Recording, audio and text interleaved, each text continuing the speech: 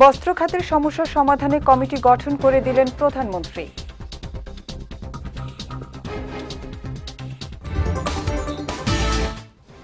একনেকে 14,000 কোটি টাকার 8 প্রকল্প অনুমোদন।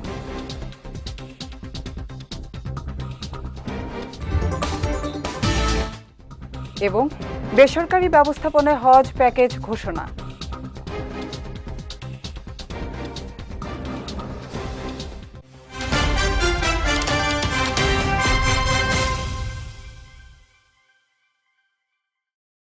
আসসালামু আলাইকুম। পুষ্টিচা নিবেদিত বিজয় রাতের সংবাদে আমন্ত্রণ জানাচ্ছি আমি উম্মে কুলসুম।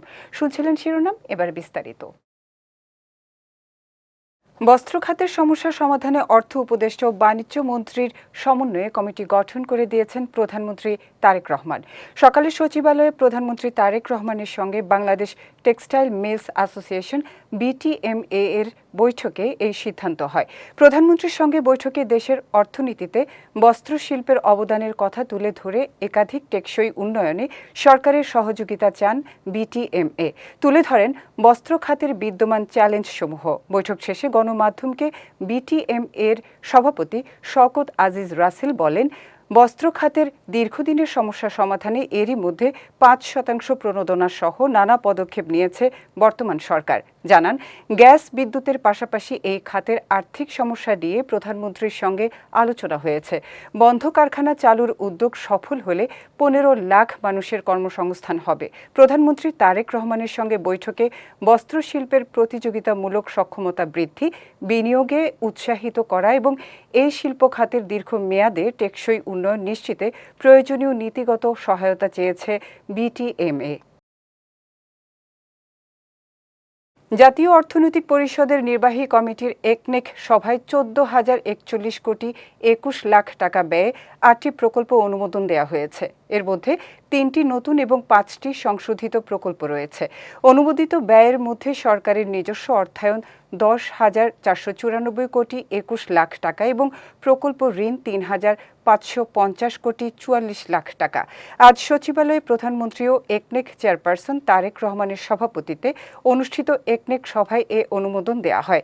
অনুমোদিত প্রকল্পগুলোর মধ্যে স্থানীয় সরকার ও পল্লী উন্নয়ন সমবায় মন্ত্রণালয়ের 3টি, দুর্যোগ ব্যবস্থাপনা ও ত্রাণ মন্ত্রণালয়ের 1টি, সড়ক পরিবহন ও সেতু মন্ত্রণালয়ের 1টি, বিদ্যুৎ জ্বালানি ও খনিজ সম্পদ মন্ত্রণালয়ের 2টি এবং স্বাস্থ্য ও পরিবার কল্যাণ মন্ত্রণালয়ের 1টি প্রকল্প রয়েছে। সভায় অর্থ ও পরিকল্পনা মন্ত্রী আমির খসরু মাহমুদ চৌধুরী, স্থানীয় সরকার মন্ত্রী মির্জা ফখরুল ইসলাম আলমগীর, বাণিজ্য মন্ত্রী খন্দকার আব্দুল মুক্তাদির সহ অন্যান্য মন্ত্রী ও সংশ্লিষ্ট মন্ত্রণালয়ের ঊর্ধ্বতন সরকারি কর্মকর্তারা উপস্থিত ছিলেন। প্রধানমন্ত্রী তারেক রহমানের সঙ্গে সাক্ষাৎ করেছেন বিদায়ী নৌবাহিনী প্রধান অ্যাডমিরাল এম নাজমুল হাসান। বিকেলে সচিবালয়ে প্রধানমন্ত্রীর দপ্তরে এই সাক্ষাৎ অনুষ্ঠিত হয়। সাক্ষাৎকালে দেশের সার্বভৌমত্ব রক্ষা, সামুদ্রিক নিরাপত্তা, নৌবাহিনীর আধুনিকায়ন এবং জাতীয় স্বার্থ সংশ্লিষ্ট বিভিন্ন গুরুত্বপূর্ণ বিষয়ে আলোচনা করেন তারা।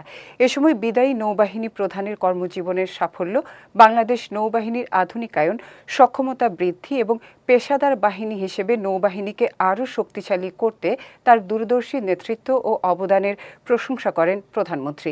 একই সঙ্গে বিদায়ী নৌবাহিনী প্রধানমন্ত্রীর সার্বিক সহযোগিতা, দিক নির্দেশনা ও আন্তরিক সমর্থনের জন্য কৃতজ্ঞতা জ্ঞাপন করেন। ভৌগোলিক অখণ্ডতার রক্ষায় জাতীয়তাবাদ ধারণের তাগিদ দিয়েছেন তথ্য ও সম্প্রচার মন্ত্রী জহিরুদ্দিন স্বপন। কেউ এর বিপরীতে গেলে তারা অন্য এজেন্ডা বাস্তবায়ন করছে বলেও জানান তিনি। দুপুরে জগন্নাথ বিশ্ববিদ্যালয়ের কেন্দ্রীয় অডিটোরিয়ামে শহীদ প্রেসিডেন্ট জিয়াউর রহমান ও বাংলাদেশি জাতীয়তাবাদ শীর্ষক এক সেমিনারে প্রধান অতিথির বক্তব্যে তিনি এসব কথা বলেন। স্বার্থের ভিত্তিতে সব প্রতিবেশী দেশের সঙ্গে বাংলাদেশ সুসম্পর্ক বজায় রাখবে বলেও জানান তথ্যমন্ত্রী। বাংলাদেশি জাতীয়তাবাদের গঠন প্রক্রিয়ার মধ্যে যেহেতু নানান রকম কম্পোনেন্ট থাকে, তার মানে এটা একটা অন্তর্ভুক্তিমূলক। এটা কাউকেই নাকচ করে না। কোন একটি বিশেষ ধর্মকে রেখে বাকিদেরকে নাকচ করে না, কোন একটি বিশেষ ভাষাকে রেখে বাকি ভাষাকে নাকচ করে না, কোন একটা বিশেষ সংস্কৃতিকে রেখে বাকি সংস্কৃতি নাকচ করে না। সমস্ত ধরনের ভাষা, বর্ণ, ধর্ম, সংস্কৃতিকে অন্তর্ভুক্তি করেই কিন্তু বাংলাদেশি জাতীয়তাবাদের দর্শনকে আমরা চর্চা করি এবং এর আলোকেই কেবলমাত্র আমার ভৌগোলিক অখণ্ডতাকে বজায় রাখা সম্ভব। যদি এ বিষয়ে পরিষ্কার ধারণার কারো অভাব থাকে তাহলে বুঝতে হবে তার নির্বুদ্ধিতা অথবা অন্য কোনো মহলের এজেন্ট হিসাবে কেউ কাজ করছে। কারণ এর বাইরে আমি কথা বললেই কিন্তু আমি কোনো না কোনো একটা কম্পোনেন্টকে বাধ্য করছি আমার ভূখণ্ডের থেকে বিচ্ছিন্ন হওয়ার জন্য উৎসাহিত করছি, তাকে আমি বিচ্ছিন্ন করে ফেলছি। কোনোভাবেই তা করা যাবে না। বেসরকারি ব্যবস্থাপনায় হজ যাত্রীদের জন্য 3টি হজ প্যাকেজ ঘোষণা করেছে হজ agencies association of Bangladesh HAAB. বিশেষ হজ প্যাকেজের খরচ পড়বে 7,91,000 টাকা। সকালে রাজধানীর একটি হোটেলে আয়োজিত এক সংবাদ সম্মেলনে বেসরকারি ব্যবস্থাপনায় হজ প্যাকেজগুলোর ঘোষণা দেয়া হয়। সংবাদ সম্মেলনে জানানো হয়, সাধারণ হজ প্যাকেজে খরচ পড়বে 5,95,000 টাকা, আর সাশ্রয়ী প্যাকেজে খরচ হবে 5,13,000 টাকা। এছাড়া এজেন্সিগুলো হজযাত্রীর চাহিদা অনুযায়ী আরও একটি অতিরিক্ত বিশেষ প্যাকেজ নির্ধারণ করা হতে পারে বলেও জানানো হয় সংবাদ সম্মেলনে। চাঁদ দেখার সাপেক্ষে 2027 সালের 15 মে পবিত্র হজ অনুষ্ঠিত হবে। এবার 1,27,198 জন পাবেন হজ পালনের সুযোগ।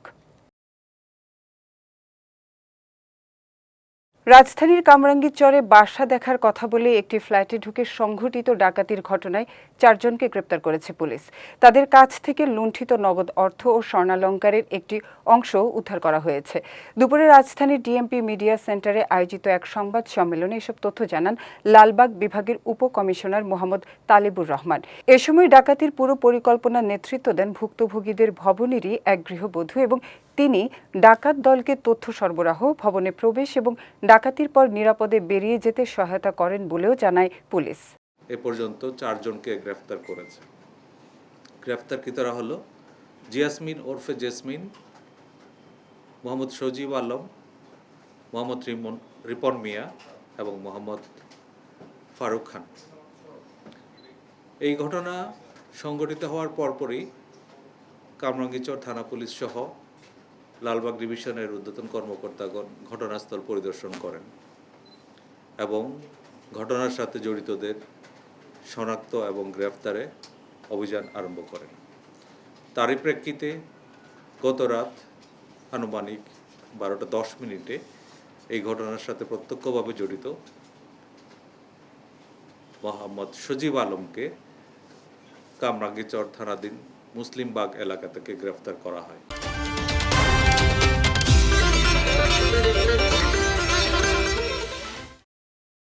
কুমিল্লার বরুড়ায় আলোচিত একটি ডাকাতি মামলায় একজনকে 7 বছর এবং অপর 4 জনকে 5 বছর করে সশ্রম কারাদণ্ড দিয়েছেন আদালত। একই সঙ্গে প্রত্যেক আসামিকে 10,000 টাকা অর্থদণ্ড, অনাদায়ে আরও 2 মাসের বিনাশ্রম কারাদণ্ড দেওয়া হয়েছে। দুপুরে কুমিল্লার অতিরিক্ত জেলা ও দায়রা জজ, 5ম আদালতের বিচারক মোহাম্মদ সুলতান উদ্দিন প্রধান এ রায় ঘোষণা করেন। মামলার বিবরণে জানা যায়, 2017 সালের 6 মে বিকেলে বরুড়া উপজেলার ঝলম আড্ডা সড়কে একটি কাভার্ড ভ্যানের গতিরোধ করে সশস্ত্র ডাকাতরা চালককে মারধর ও অস্ত্রের মুখে জিম্মি করে। পরে ব্রিটিশ আমেরিকান টোব্যাকো কোম্পানির সিগারেট বিক্রির 3,35,969 টাকা এবং একটি মোবাইল ফোন লুট করে নিয়ে যায়। এ ঘটনায় প্রতিষ্ঠানের সেলস ম্যানেজার বাদী হয়ে মামলা দায়ের করেন। তদন্ত শেষে মামলার তদন্তকারী কর্মকর্তারা ঘটনার রহস্য উদ্ঘাটন করে 5 জনের বিরুদ্ধে অভিযোগপত্র দাখিল করেন। বিচার চলাকালে রাষ্ট্রপক্ষের 8 জন সাক্ষীর সাক্ষ্য গ্রহণ ও উভয় পক্ষের যুক্তিতর্ক শেষে আদালত অভিযোগ সন্দেহাতীতভাবে প্রমাণিত হওয়ায় আজ এই রায় ঘোষণা করেন। ময়মনসিংহে ভারতীয় মদের একটি চালান সহ 3 মাদক ব্যবসায়ীকে গ্রেফতার করেছে জেলা গোয়েন্দা পুলিশ। গতরাতে কোতোয়ালি মডেল থানার রঘুরামপুর নয়াপাড়া এলাকায় অভিযান চালিয়ে তাদের গ্রেফতার করা হয়। জেলা গোয়েন্দা পুলিশের ভারপ্রাপ্ত কর্মকর্তা মাহবুবুল হক জানান, গোপন সংবাদের ভিত্তিতে একটি প্রাইভেট কারে তল্লাশি চালিয়ে 100 বোতল ভারতীয় মদ উদ্ধার করা হয়, যার আনুমানিক মূল্য প্রায় 15 লাখ টাকা। এছাড়া এই ঘটনায় মাদক পরিবহনে ব্যবহৃত প্রাইভেট কারও জব্দ করা হয়। গ্রেফতারকৃত ব্যক্তিদের বিরুদ্ধে মাদক আইনে মামলা দায়ের করে আদালতে পাঠানো হয়েছে। একই সঙ্গে এই চক্রের সঙ্গে জড়িত অন্যদের শনাক্ত ও গ্রেফতারে অভিযান অব্যাহত রয়েছে বলে জানিয়েছে জেলা গোয়েন্দা পুলিশ। এবার পুষ্টি নিবেদিত আন্তর্জাতিক প্রসঙ্গ।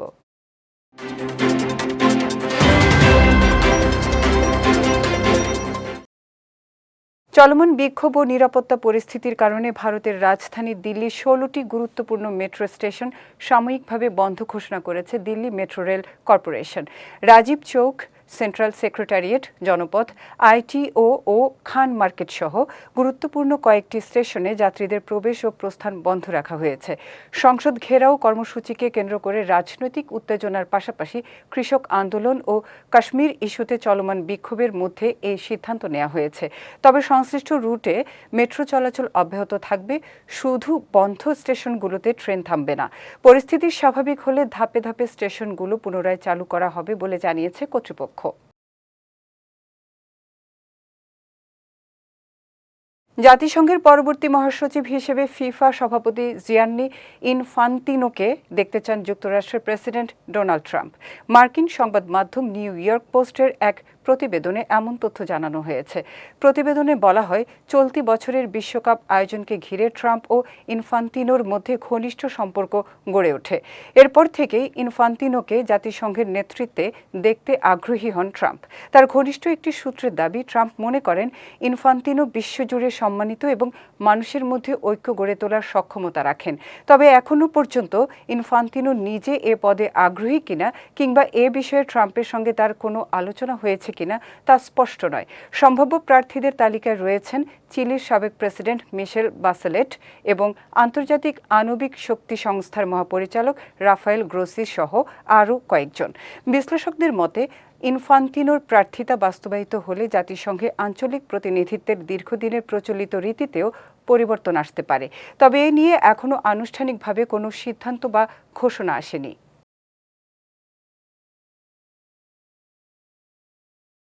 যাচ্ছি পুষ্টি ড্রিঙ্কিং ওয়াটার নিবেদিত খেলার সংবাদে।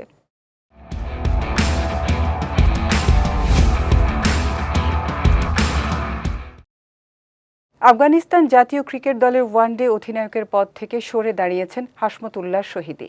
ইনস্টাগ্রামে দেয়া এক বার্তায় ৩১ বছর বয়সী এই ব্যাটার জানান, পূর্ণ সম্মান ও সম্মতির সঙ্গেই তিনি নেতৃত্ব ছাড়ার সিদ্ধান্ত নিয়েছেন।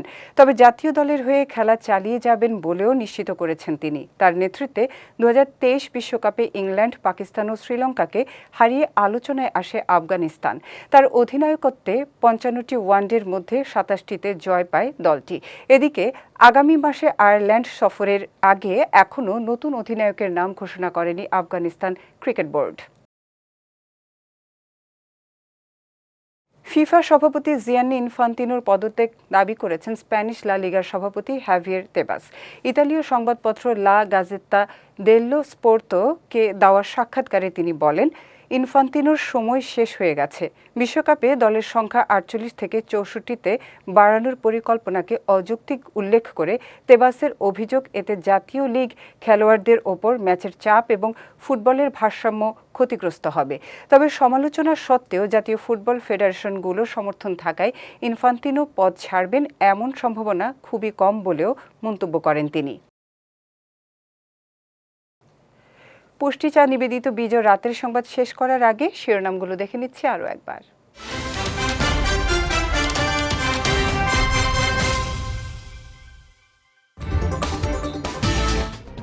বস্ত্র খাতের সমস্যা সমাধানে কমিটি গঠন করে দিলেন প্রধানমন্ত্রী।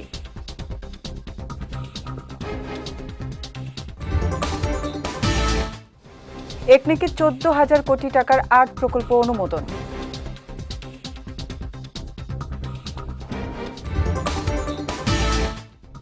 এবং বেসরকারি ব্যবস্থাপনায় হজ প্যাকেজ ঘোষণা।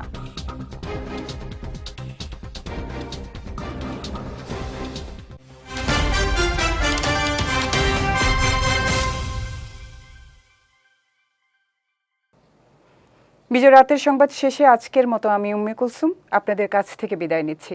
আগামীকাল একই সময় নতুন সব খবর দেখতে চোখ রাখুন বিজয় টিভিতে। এছাড়াও আজকের বিজয় রাতের সংবাদের ভিডিও দেখতে পারেন আমাদের ইউটিউব এবং ফেসবুক পেজে। আমাদের ইউটিউব হলো youtube.com/বিজয়টিভিঅফিসিয়াল এবং আমাদের ফেসবুক পেজ হলো facebook.com/বিজয়টিভিলিমিটেড। এতক্ষণ সঙ্গে থাকার জন্য ধন্যবাদ সবাইকে।